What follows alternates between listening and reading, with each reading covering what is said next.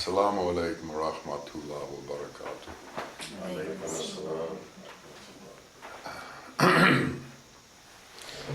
If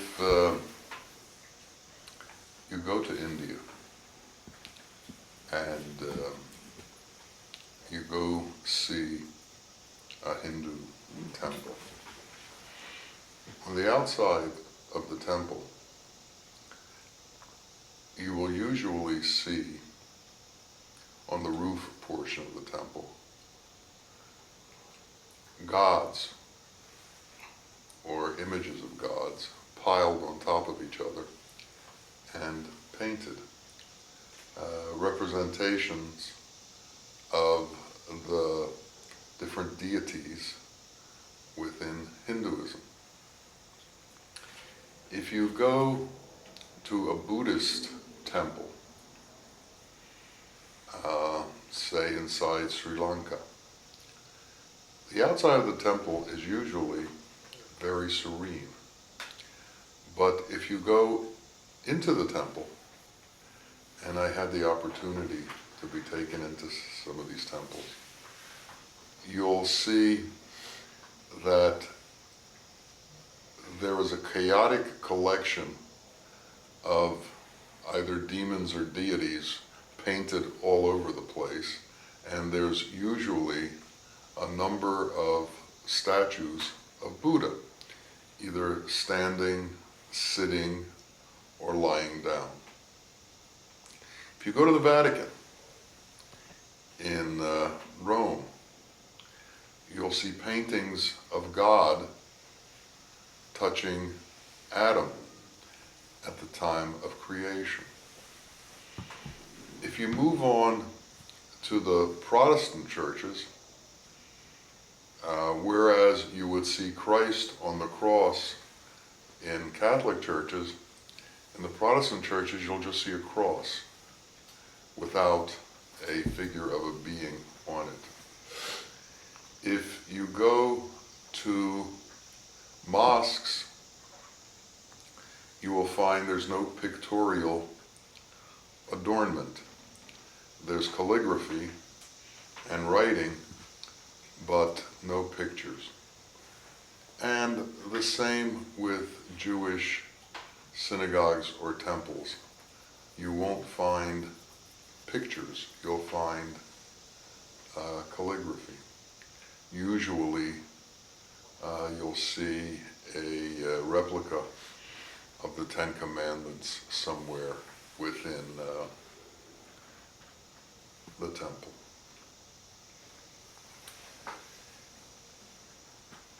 If you look at a line of bulbs connected by a wire, they may be of many colors, like Christmas tree bulbs, green and red and yellow and blue and white. They all have something in common. An electric current lights them. Now, the electric current is not the bulb, and the electric current doesn't have any color. The electric current is a power. A power that's capable of giving animation or light to these bulbs. If you look at these various examples I gave of religious temples and their attitude towards portraying God, you'll see that it comes from, or goes from, direct representations to no representation at all. God is a power, and He's a power beyond our understanding. He is not capable of being portrayed. He is without form, and being without form any portrayal of him in form is deceptive.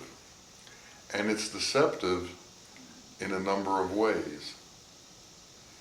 By portraying God, as they do on the ceiling of the Sistine Chapel, as a man, or as portraying God as a man, as they do in the Hindu deities, it alters God's not being able to be portrayed as a form. It alters the perception of his formlessness within the understanding of the people who look at these things. Now, our perception has a lot to do with who we are and what our potentiality is in understanding formlessness and in understanding that which is beyond illusion.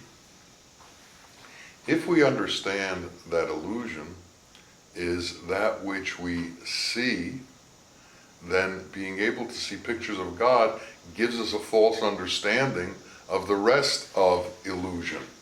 It gives us an understanding that somehow God is part of what everything else is. God is not part of what everything else is. Everything else is the creation, but God is the creator. God has no mother, no father, no sons, no daughters. God is not a he or a she. God is a majestic, glorious, transcendent power that maintains and sustains his creation and is without form as we know form. Now, God, Allah, is represented to us by his qualities. And these qualities become his names. Now, you can write out Rahman, mercy, or Rahim, compassion, in letters, but can you draw a picture of mercy? Can you draw a picture of compassion? Do these things have form? Do these things have material substance? They don't. But they have effect. And they have great effect on us and on those we come into contact with. And when mercy is displayed, it's apparent. When compassion is displayed, it's apparent. When love is displayed, it's apparent. So, things without form can be apparent. We can experience mercy and experience compassion, yet it doesn't have a form. Yet it's as powerful as anything that we see that has a form. In fact, it's more powerful. Love transcends time and space. Love transcends distance. If your lover, someone you love, is on the other side of the world, the two of you can still be connected by that love, even though you aren't near each other physically.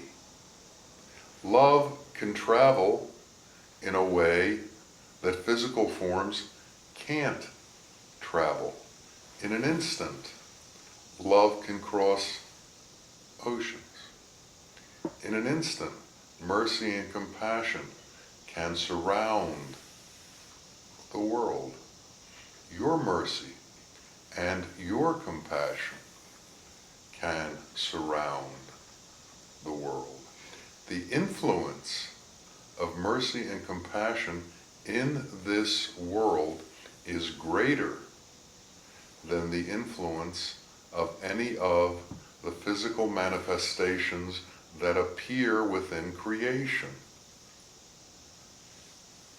The difference between mercy, compassion, and love is they are not creations of Allah. They are Allah. And if we can enter into a relationship with that which is Allah, as opposed to that which is the creation of Allah, that's transcendence.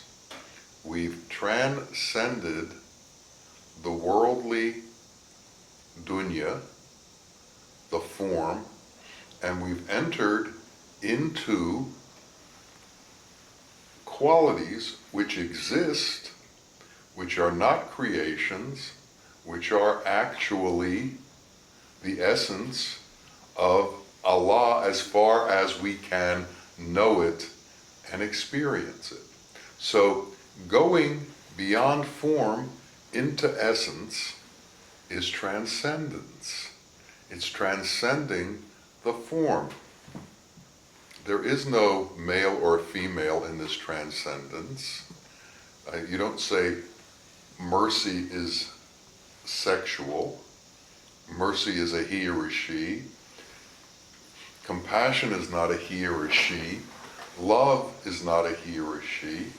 And when we understand that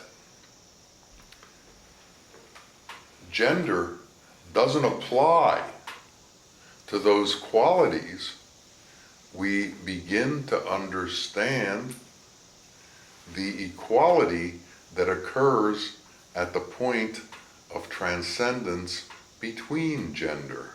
Gender disappears, and only God exists. And God is without gender. So if you can transcend the worldly aspects of things, you transcend gender.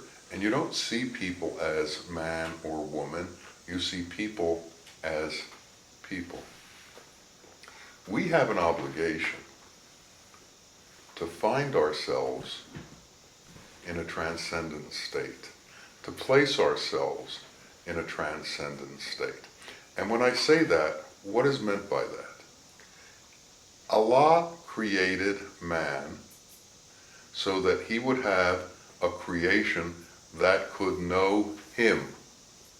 Not know his creation, but know him. So, for us to fulfill the purpose of creation, which is to know Allah, we have to transcend the creation. So we have to transcend the attachments to the creation. We have to transcend all of our needs and desires within the creation. So if our desire is based on mercy, and our desire is based in compassion, in other words, if that's what we want, if love is what we want, all of a sudden we no longer want material things, and material things don't become the object of our obsessions. So if we can alter the object of our obsessions from the material to the non-material, to that which is without form, we have transcended form. Now, we are still a being in form, so we have to take care of the form. But part of us is not form. And in time, the form leaves. So we need to pay attention to the non-form portion of ourselves. And the only way for that to materialize in a non-form kind of way is to be attached to that which doesn't have form. So if we are attached to our car, or attached to our house, or attached to our titles, or attached to our wealth, we are attached to form. If we can break that attachment and become attached to love, and attached to mercy, and attached to compassion, then we've broken our attachment to the illusory and transcended to an attachment to that which is permanent, that which is eternal. And if we are to eternalize our being through Allah, it has to be by attaching ourselves to Allah and to those things of Allah that we can comprehend and understand in whatever limited nature that might be. So somehow along our path and along our way, we have to begin to categorize and qualify what is important in our existence and what isn't important in our existence. You know, in this world, people keep score. And everybody has a set of standards that they keep score by.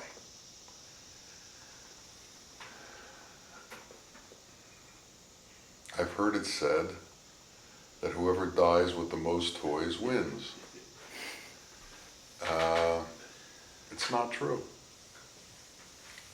Whoever dies with the most money wins. It's not true. What is true is everybody dies. What's not true is the things that you've accumulated have some sort of impact on you, give you some sort of status. What gives you status is not what you accumulate, but what you give away. And all of Allah's qualities come into action by being given away. You can't hold on to mercy. You can't hold on to compassion. You can't put love in the bank. You make it grow by giving it.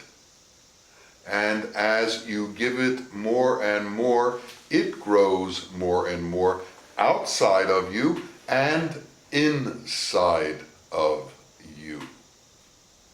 No one has ever been diminished by giving unto others. People grow by giving unto others. And we need to understand that. And that changes the nature of the way we understand existence. If we understand existence through the creation, then we understand a limited portion of existence, and we limit our own being to that limited portion of existence. But if we understand existence as the creation and the creator, and we try to differentiate in ourselves between that which is the creation and that which is the creator, then we are making strides to transcend the material and enter into the spiritual nature of our existence, which is the truth of our existence, and where the eternality of our existence is. And unless we can do that, then we are chained to our perception of creation and what we can get from creation. If you are tied to the creation, all of your understanding is within that creation. And that creation, whether it goes with you or against you, makes you happy or makes you sad. If you get what you want, you're happy. If you lose it, you're sad. The nature of creation is that it fades.